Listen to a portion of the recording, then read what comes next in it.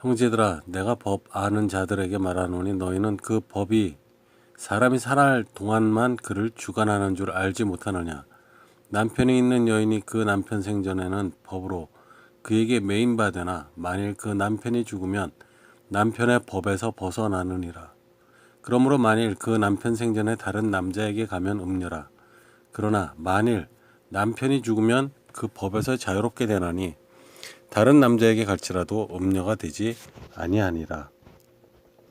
그러므로 내 형제들아, 너희도 그리스도의 몸을 말미암아 율법에 대하여 죽임을 당하였으니 이는 다르니 곧 죽은 자 가운데서 살아나신 이에게 가서 우리가 하나님을 위하여 열매를 맺게 하려 함이라.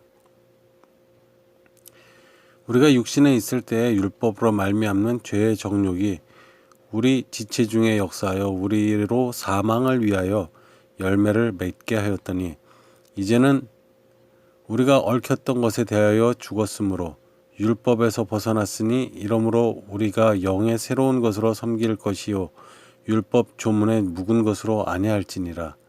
그런즉 우리가 무슨 말을 하리요? 율법이 죄냐? 그럴 수 없느니라. 율법으로 말미암지 않고는 내가 죄를 알지 못하였으니 곧 율법이 탐내지 말라 하지 아니하였더라면 내가 탐심을 알지 못하였으리라. 그러나 죄가 기회를 타서 계명으로 말미암아 내 속에서 온갖 탐심을 이루었나니 이는 율법이 없으면 죄가 죽은 것임이라. 전에 율법을 깨닫지 못했을 때에 내가 살았더니 계명이 이름에 죄는 살아나고 나는 죽었도다. 생명에 이르게 할 그 생명이 내게 대하여 도리어 사망에 이르게 하는 것이 되었도다. 죄가 기회를 타서 계명으로 말미암아 나를 속이고 그것으로 나를 죽였는지라.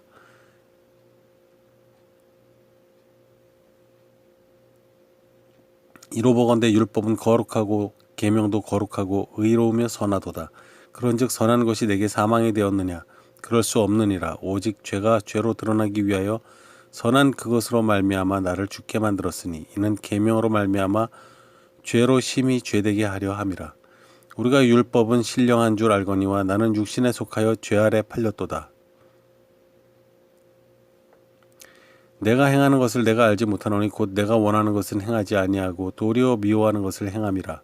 만일 내가 원하지 아니하는 그것을 행하면 내가 이로써 율법이 선한 것을 시인하노니 이제는 그것을 행하는 자가 내가 아니오 내 속에 거하는 죄니라. 내 속 곧 내 육신에 선한 것이 거하지 아니하는 줄을 아노니 원함은 내게 있으나 선을 행하는 것은 없노라.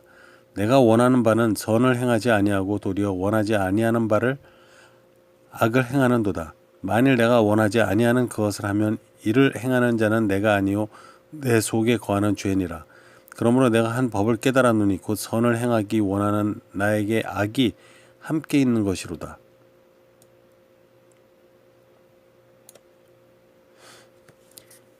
내 속사람으로는 하나님의 법을 즐거워하되 내 지체 속에서 한 다른 법이 내 마음의 법과 싸워 내 지체 속에 있는 죄의 법으로 나를 사로잡는 것을 보는도다.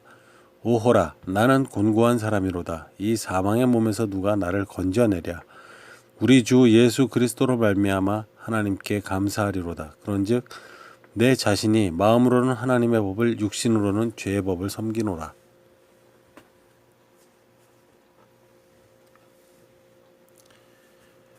오늘의 말씀은 이 신앙생활을 하는 사람들에 있어서 누구에게나 고민이 한 번쯤은 되는 하나님께서 우리에게 구속의 주인으로서 구속주로서 예수 그리스도를 이 땅 위에 보내주신 사건과 그 예수님의 십자가에서의 돌아가심을 통하여서 우리가 새로이 갖게 되는 영생이 이미 이루어졌다라고 하는 부분과 아직은 그 천국이 이 땅에 임하지 않았다라고 이야기하는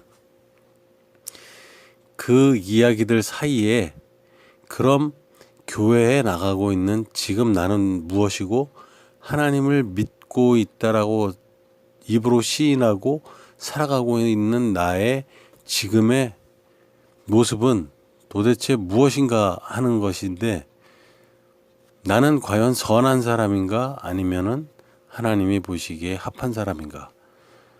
나는 죄에 속해 있는 사람이고 죽어 있는 상태인가 아니면 이 세상에서의 호흡이 끊어진 후에 다시 어떤 세상에서 살아나게 되는 것인가? 도대체 우리들에게 있어서의 예수 그리스도를 통한 그 구원의 새 생명의 삶은 언제 살게 되는 것인가? 이런 것들이 궁금하면서도 막연하게 어떤 다가올 그 미래의 세계에 일어날 일로만 생각하는 경향이 짙습니다.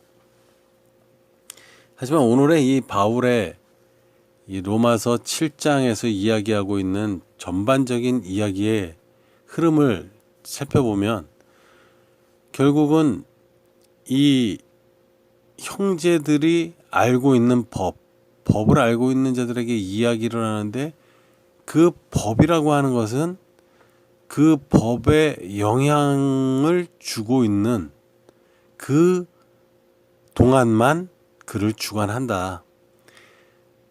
가령 남편이 있는 여인인데 그 남편이 죽으면 그 남편과 속하여진 약속의 법에서 벗어난다. 이런 이야기를 하면서 이 7장이 시작을 합니다. 그럼으로써 우리는 그 남편이 살아있을 때 다른 남자에게 가면 음녀다. 그렇지만 그 남편이 죽으면 그 법에서 자유롭게 된다. 그런데 그 법이 뭐냐 하면 바로 그 남편과 약속되어 있는 그 율법을 이야기를 합니다. 다시 말하면 음녀냐 아니냐 이 부분에 대한 것은 그 남편인 결혼의 상대자인 그 대상이 있는 시기에만 그 법이 지속된다라고 이야기를 하고 있습니다. 도대체 그럼 이 이야기를 왜 이 7장에서는 시작을 하고 있는가? 우리 형제들에게 그리스도의 몸으로 말미암아서 율법에 대해서는 죽임을 당했다. 이는 다르니 곧 죽은 자 가운데서 살아나신 이에게 가서 우리가 하나님을 위하여 열매를 맺게 하려 하는 것이다.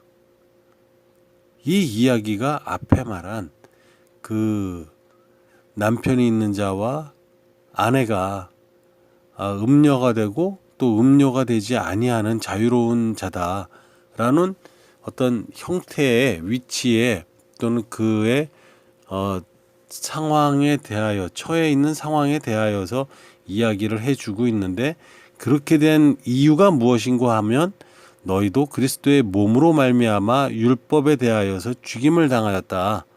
이는 다르니 곧 죽은 자 가운데서 살아난 이에게 가서 우리가 하나님을 위하여 열매를 맺게 하려 함이라. 이렇게 말을 하고 있습니다. 이 부분에 대해서 우리가 알 수 있는 것은 문장을 그대로 받아들이면 되는 것 같습니다. 왜? 그리스도의 몸으로 말미암아서 우리가 율법에 대하여 죽임을 당하였으니 라고 하는 부분은 율법으로 우리가 죄라고 하는 원죄라고 하는 아담과 하와를 통해서 우리 인류에게 들어온 원죄가 이 그리스도를 통하여서 그의 몸으로서 말미암아서 율법에 대하여 죽임을 당했다. 다시 말하면 대속의 효과가 그리스도의 몸이 죽음으로 인해서 우리들은 그 앞에 부분 죽음이라고 하는 그 먼저 율법, 죄에 속해 있는 우리의 몸이 죽어버렸다는 이야기가 되는 거죠. 그럼으로써 이제 그 죽음을 통해서 우리는 다르니 곧 죽은 자 가운데서 살아난 이에게 가서 우리가 하나님을 위하여 열매를 맺게 하려 합니다 라고 얘기하는 이 부분은 죽은 자 가운데서 살아나신 이는 바로 예수 그리스도가 되는 거죠. 그리고 그에게로 가서 우리가 하나님을 위하여 열매를 맺게 하려 함이라 라고 이야기를 하고 있습니다.